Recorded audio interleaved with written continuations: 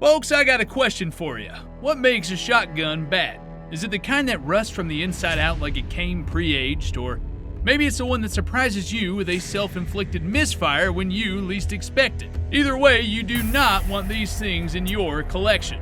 Some of the names on this list are going to catch you off guard, but trust me, they earned their spot. So grab a seat, maybe a coffee, or heck, a helmet, because we're diving into the most disappointing boomsticks ever built.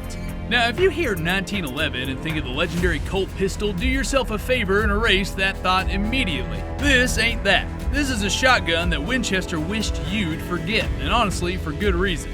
See, back in the early 1900s, Winchester had a problem. They got a little too proud and decided they didn't need John Browning's help in making a semi-auto shotgun. When Browning took his design to FN in Remington, Winchester scrambled to make their own. But here's the problem. Browning had a patent on just about everything that made a semi-auto shotgun work properly.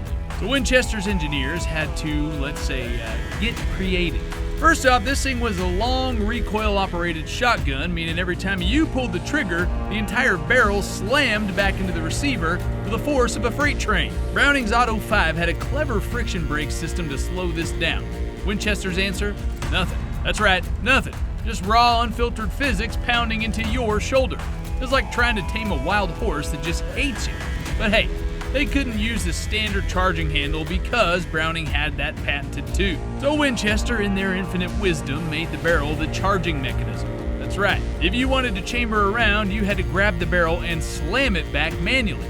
Sounds pretty safe, right? Yeah, it wasn't. Some poor souls who weren't careful or trained properly ended up putting the butt of the shotgun onto the ground, leaned over it, and pulled down the barrel on, you can guess the rest.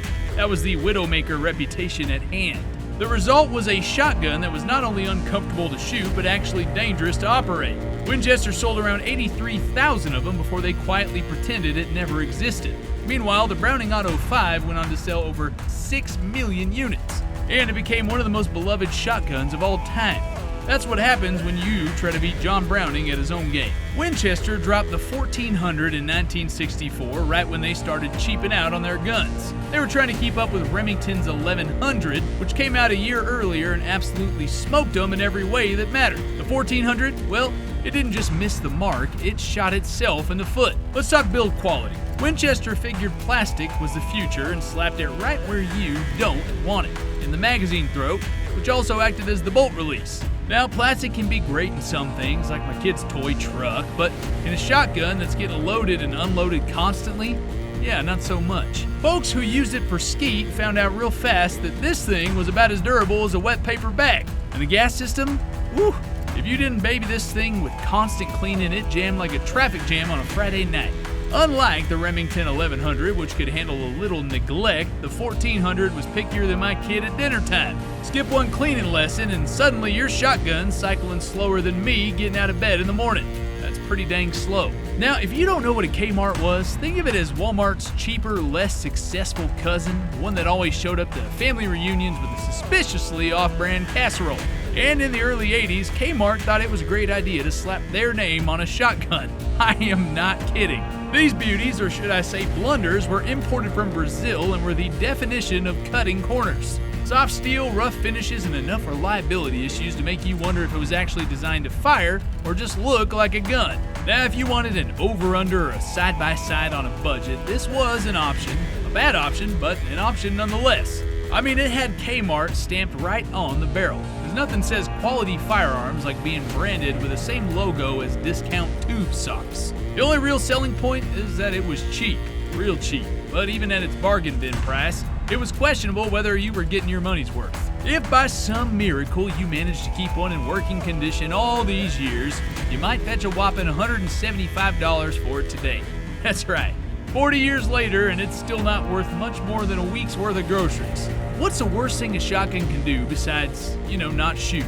How about rusting itself into an early grave from the inside out? If that sounds like a nightmare, well, let me introduce you to the infamous Browning Saltwood Superposed. Back in the 1960s, Browning had a problem. The demand for their guns was sky high, and they had just gotten their hands on a whole lot of premium California walnut. Beautiful wood, but there was a catch. It cracked like my knees every time I stand up too fast. Traditional drying methods were slow, so Browning turned to Morton salt, yep, the same folks that keep your fries tasting good, for a shortcut. The plan? Use salt to speed up the drying process. I mean, what could possibly go wrong? Turns out, everything. The process pulled moisture from the wood alright, but in doing so, it created a brine solution that soaked into the stocks. The problem? Once those stocks were slapped onto steel-framed guns, the salt did what salt does best. Ate through metal like a hungry beaver on a log. Even worse, a lot of these guns looked fine on the outside while rust was secretly taking over from the inside. Like a time bomb, just waiting to turn your prized shotgun into a pile of red dust. Not fun, people. Now, I'm all for budget-friendly firearms, but this thing, it's got more issues than my Uncle Larry's old truck. And that thing spent more time on the side of the road than actually driving. First off, the trigger assembly and stock bolt unit are made of aluminum. Now, I'm not saying aluminum is useless, but when it's soft enough to wear down and strip threads like a cheap lawn chair, you got a problem. This is especially bad in the Series E models, which are known for ejection issues and a slide action that feels like it's filled with gravel. If you've ever tried cycling one of these things after a few hundred rounds, you know what I'm talking about.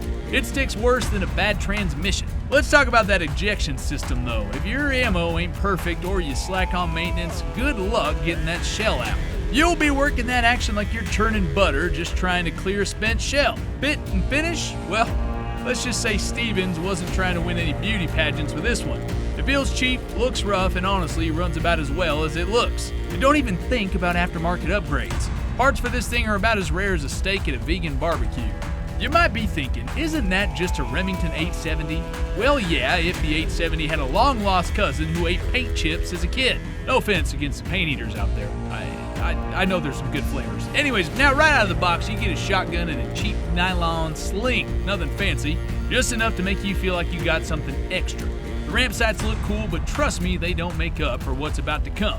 Here's the deal. The Ultra 87 is a Chinese knockoff of the Remington 870, which is one of the most dependable pump shotguns ever made. The real 870 has been a staple for home defense, hunting, and competition shooting for decades. This is the dollar store version. It looks the part, but the second you put it to work, it starts falling apart. Let's talk about its biggest problem, materials. Not all steel is created equal, and the bolt inside this thing proves that. I had a friend who tested these things out, and he ran some light birdshot through it. Fine, no issues, but the second he loaded up some double-aught buck, 7 rounds in, the bolt bent like a cheap tent pole in a windstorm. Had to take a rubber mallet just to get it apart. I'm not kidding. Now, technically, you can fix it with genuine Remington parts, and that's where the real kicker is. By the time you replace enough internals to make this thing actually reliable, you've spent as much as you would have on a real 870 in the first place. And you'll still be left with a gun that started life as a paperweight. So, should you buy one? Absolutely not. Now, I've seen some junk in my time, but this thing, it's the kind of gun that looks at you and says, I think I'll sit this one out. First off, let's talk about the magic trick this shotgun does. Falling apart right in your hands. I kid you not. Slide the barrel release and boom! Forearm, receiver, stock, all hitting the dirt like it just gave up on life. And this happened multiple times, even after making sure everything was locked in. That ain't a shotgun, that's a $500 disappointment wrapped in blued steel. Now, on to problem number 2. That's right, there's more than one. The top barrel might as well be decoration, because after you fire the bottom one, it just refuses to shoot. The recoil's supposed to reset the trigger, but this thing's lazier than my teenager on a Saturday morning. If you give it a good smack, maybe it'll decide to work, but last I checked, I didn't buy a shotgun that requires a pep talk between shots. And don't even get me started on the safety. It's so stiff, I feel like I need a crowbar just to switch it to fire. Now, I'm not exactly a small guy, and even I gotta fight it. If your safety needs a gym membership just to function, that is a problem. Now, listen, on paper, this thing looks like a real steal. Budget-friendly, based on the Winchester 1300, and comes in multiple configurations. But let me tell you, this thing's got more problems than a soap opera. First off, it's made in China and imported by Savage, which already had me squinting. It's available in both 12 and 20 gauge.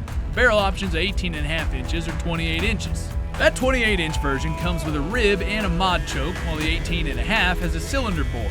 Sounds decent, right? Well, pump the brakes. The first red flag, well, that's build quality. From a distance, it looks alright, but up close, Man, it's rougher than my Uncle Earl's homemade whiskey. The machining and finish work on the bolt surfaces are bad enough that pumping this action feels like dragging a cinder block through a gravel driveway. And don't even get me started on the shell extraction. The chambers were just so tight, you damn near needed a pry bar just to get the spent shells out. Now, we'll say that red plastic follower is a nice touch, bright, easy to see, and loading, well, it's not bad. Smooth lifter, no stiff shell latch, easy enough. But the stock, my goodness, it feels cheaper than a gas station hot dog, and that rubber butt pad, thick, sure, but so stiff you'd have a better time shouldering a 2x4. Then there's a takedown. Most pump shotguns keep it simple, but the 320, nah. It just had to make things complicated once you start messing with a bolt. If you like a headache, well, congratulations, you just found one. So would I recommend it? If you're on a tight budget and you don't mind putting in some elbow grease, well then sure, it might work out. But if you want something that runs smooth right out of the box, the Mossberg Maverick 88 is the better pick. Folks, this is a shotgun so bad, even duct tape and a prayer couldn't fix it. Meet the Cobray Terminator. A shotgun so uniquely awful, it makes a rusty old single shot look like a fine English double barrel. Now, have you ever thought, what if someone took a homemade zip gun, slapped a spring on it, and called it a day? Congrats! You just invented the Terminator. This thing was designed by John P. Foote, sold by Cobray from 1987 to 1990. This single-shot open-bolt slam-fire-only disaster had about as much thought put into it as my uncle's last-minute barbecue invite. Thanks a lot, Earl.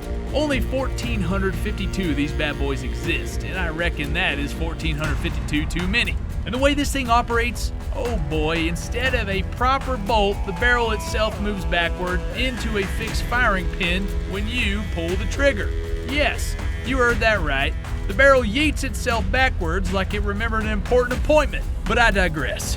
That recoil, it's not just bad, it's like getting punched by a steel pipe bat. There's no good news here, people. And don't get me started on the ergonomics. The stock is a collapsible welded stamped steel nightmare perfectly designed to ensure every shot bruises both your shoulder and your ego. Jim Grant of Burst Review called the shooting experience horrific, and honestly, I think he was being polite. It's got no ejector either, so you gotta manually shake out the spent shell like you're trying to get the last chip out of a Pringles can. And what's the practical use for this thing?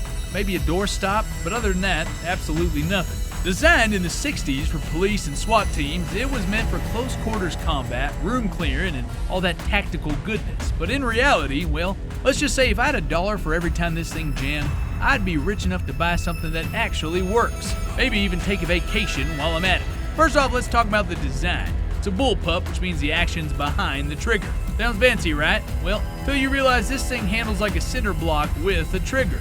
The carry handle looks like it was ripped straight off a 70s sci-fi movie. A folding front sight, well, that's about as useful as a flashlight with dead batteries. Now, for my left-handed folks out here, guess what? You, my friends, are out of luck. This thing was built strictly for right-handers, and they even slapped a warning on the stock telling lefties not even to think about it. If you do, expect a steaming hot brass facial. Let's not forget that recoil pad, or should I say, the thin layer of rubber covering what might as well be an anvil. Honestly, you get the same level of comfort hugging a porcupine. Then there's a reliability or lack thereof.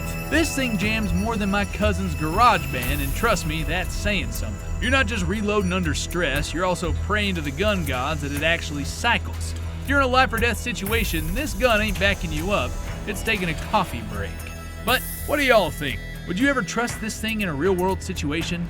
What's the worst shotgun you've ever used? And if you could redesign one of these bad boys, what would you change? Let us know in the comments, and don't forget to like, subscribe, and hit the little bell thingy so you can know more. See you in the next video. Buck Tanner out.